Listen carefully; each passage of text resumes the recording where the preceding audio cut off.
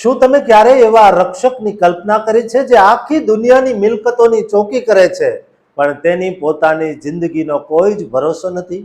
અમેરિકાના ચળકાટ મારતા શોરૂમ્સ અને મોંઘી મિલકતોની બહાર વર્દી પહેરીને ઉભેલા એક ગુજરાતી યુવાનની આંખોમાં ડોક્યું કરશો તો તમને સપનાઓ નહીં પણ દેશ નિકાલનો ડર અને પકડાઈ જવાની ફાળ દેખાશે.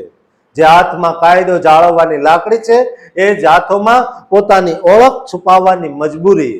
રક્ષક પોતે જ જ્યારે ભાગેડું બનીને જીવતો હોય ત્યારે ખાખી વર્દીની પાછળ છુપાયેલી લાચારી અને માનસિક સંઘર્ષની આ કરુણ ગાથા સાંભળીને તમારી આંખો પણ ભીની થઈ જશે. કારણ કે આ લડાઈ માત્ર રોટલીની નથી પણ અસ્તિત્વ ટકાવી રાખવાની છે. અમેરિકાના પ્રાઇવેટ સિક્યુરિટી ઉદ્યોગમાં કામ કરતા એવા હજારો ગુજરાતી યુવાનોની વાત કરવી છે જેઓ ગેરકાયદેસર રીતે ત્યાં વસે છે પરંતુ રાત્રે અમેરિકાના સપનાઓની ચોકી કરે છે. આ એક એવી વિચિત્ર વિરોધાભાસી સ્થિતિ છે જ્યાં યુવાનો જે મોંઘા સ્ટોર ફ્રન્ટનું રક્ષણ કરે છે ત્યાં જ તેમને આઈસ એટલે કે ઇમિગ્રેશન એજન્ટ્સથી બચવા માટે સતત પાછળ જોતા રહેવું પડે છે. કાયદો અને વ્યવસ્થાનો ચહેરો બનીને ઉભેલા આ માણસોની પોતાની જિંદગી કાયદાની નજરમાં ગેરકાયદેસર છે, જે એક મોટી વિડંબના છે. 2026માં અમેરિકામાં ખાનગી સુરક્ષાની માંગમાં મોટો ઉછાળો આવ્યો છે, જેને કારણે hearing don't ask don't tell એટલે કે કશું જ પૂછશો નહીં અને કશું જ કહેશો નહીં તેવી સંસ્કૃતિ વિકસી છે. આ યુવાનો પાસે ચોરને રોકવાની સત્તા તો છે પણ પોતાના ડિપોર્ટેશનને રોકવાની કોઈ તાકાત નથી. 2025માં કડક બનેલી સરહદી નીતિઓને આ ગુજરાતી શ્રમિકોને ગ્રે માર્કેટ એટલે કે અનિયંત્રિત સિક્યુરિટી ફર્મ્સના શરણે જવા મજબૂર કર્યા છે, જ્યાં એજન્સીઓ તેમના કાગળોની નબળાઈનો ફાયદો ઉઠાવીને તેમને લઘુત્તમ વેતન કરતા પણ ઓછા ડોલર આપે.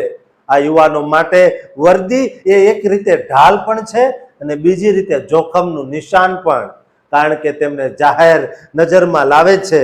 આજના આધુનિક યુગમાં ફેશિયલ રેકગ્નિશન જેવી ટેકનોલોજી તેમના માટે સતત ખતરો બની રહે છે, જે કોઈ પણ સમયે આઈસને એલર્ટ મોકલી શકે છે.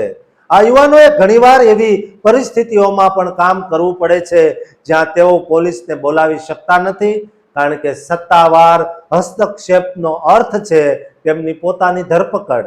આ એક એવો માનસિક બોજ છે જે તેમને 12 કલાકની શિફ્ટ દરમિયાન સતત કોરી ખાય છે. ગુજરાતમાં બેઠેલા તેમના પરિવારોને લાગે છે કે તેમનો દીકરો અમેરિકામાં સિક્યુરિટી ઓફિસર બનીને સફળ થયો છે, પરંતુ વાસ્તવિકતામાં તે સમાજની કિનારે ઉભેલો એક અદ્રશ્ય રક્ષક માત્ર છે. આ ઉદ્યોગ એવા લોકો પર ટકેલો છે જેમને રાજકીય વ્યવસ્થાના હાંસિયામાં ધકેલવા માંગે છે. જેમ જેમ 2026ની ઇમિગ્રેશન ચર્ચાઓ જોર પકડશે તેમ આ પ્રશ્ન વધુ ઘેરો બનશે કે શું આ આવશ્યક સુરક્ષા આપનારા લોકોને ક્યારેય કાયદેસરનો દરજ્જો મળશે? આ એવા યુવાનોની હિંમત અને મજબૂરીની વાત છે જેઓ અમેરિકાના સપનાને ચોકી તો કરે છે પણ પોતે જ પોતાના સપનાના દરવાજાની બહાર ઊભા રહેવા મજબૂર છે. દોસ્તો, અમેરિકામાં ગેરકાયદે વસતા ગુજરાતીઓ મોટી મુસીબતમાં છે.